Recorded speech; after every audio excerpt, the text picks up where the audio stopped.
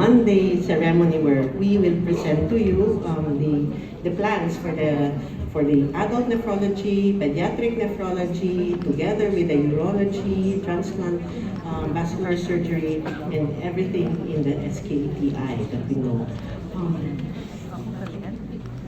May I have the slides? Okay, that's it. So the kidney and it is named as SPMC Kidney and Transplant Institute. It's there and it was planned before our 2017 100 years, right? When 1917 si SPMC, yung 2017, before 2017 nagplana, 2016. So that's why ang pinaka-reason is that the 100-bed dialysis unit siya. Dahil sa centennial yung time na yun na na-plan, 100-bed capacity dialysis unit with 62-bed capacity, the entire institute with 16 ICU rooms, 14 day rooms, and 32 service rooms. So the services that will be offered in the SKTI is actually available already in our hospital, in SPMC, and that's why we are regarded as one of the ACC or the Apex Hospital for renal centers. So we have for the renal service the adult nephrology, pediatric nephrology, vascular and transplant surgery, urology, anesthesia, transplant immunology, which will be present when this will be opened. Renal nursing is always at the base and our partner here. Mindanao Dialysis Unit is one of the best dialysis unit there is, with the longest surviving dialysis patient at 23 years on dialysis. And the survival rate, the median survival rate, there are 52% of our patients who has a 5-year survival rate. So that means, usually kasi after 6 months to 1 year, that's the highest rate that there's mortality of patients on dialysis. But as the average life of our patients on our MDC, thank you to the head, Dr. Jeanette Ibiernas, is 52% 5-year survival rate. So with that is also our peritoneal dialysis, which has the Z benefit package also. It's a higher package than the comparing to the normal package for the dialysis. The Organ Transplant Services Unit, the OTSU, is leading in transplantation, and we have finished our sister transplant center with Barcelona, and we have been sending patients, and we have been sending our specialists in Barcelona. We have trained transplant nephrologist, Dr. Arlene Herceda. We have trained transplant surgeon, Dr. Corinales, Dr. Del Fiero, Dr. Metran has went there. Our transplant coordinator went there, so that we have an equipped transplant service. We have also the SHARE, which is the OPO together with the RMC, the OPO 4A for Mindanao, which is dedicated for the disease donation. And of course, our very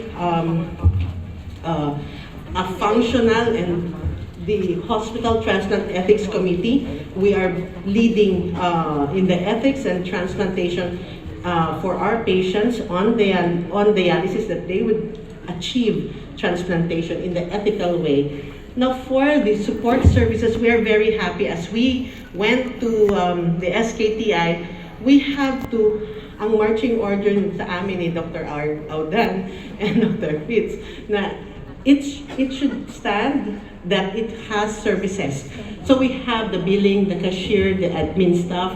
We have the pathology, the radiology, the social services, the CPS. We will be having, we are in talks with the pathology that the immunolab will be open together with basic laboratory for our dialysis and dialysis patients. We will have the operating room, which is a state-of-the-art operating room.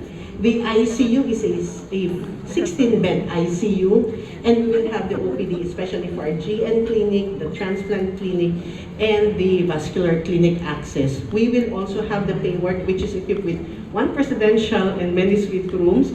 The future is interventional nephrology, renal pathology, tissue and blood banking, together with liver transplantation. We already have one surgeon who went to India already, Dr. Neil Ancheta, and translational research. So basically, it's an ideal center, but where are we now? So,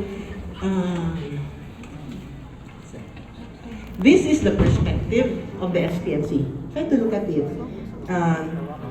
Try to picture this out.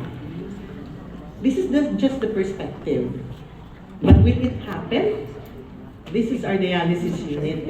That's the perspective of the 100-bed capacity dialysis unit. Right now, we have 55% dialysis unit. And this is our wards.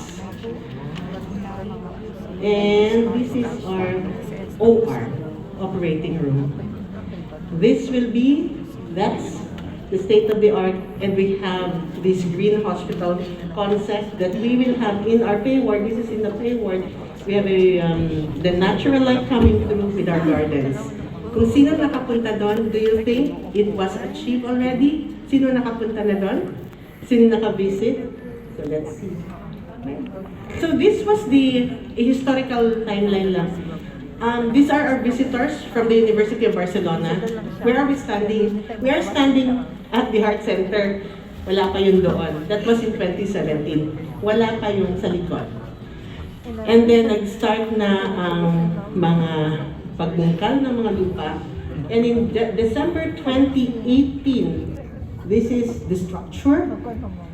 And then this is our visitor, Dr. Fritz Dickmann, who went there and visited. This was presented in the European Society. At the same time, because we're sister centers, at the same time, our partners from Singapore General Hospital, that's Dr. Jason, Dr. Milo, and Dr. Manish. Look at the back, the orange one, nakatayo na siya in 2019. And this one is in 2022 with our medical center chief and our chief administrator. We went there with Dr. Giliano, Dr. Chorongon, Dr. Metran, and the other heads who went there, who went and made sure that this is happening. This is happening. Next slide.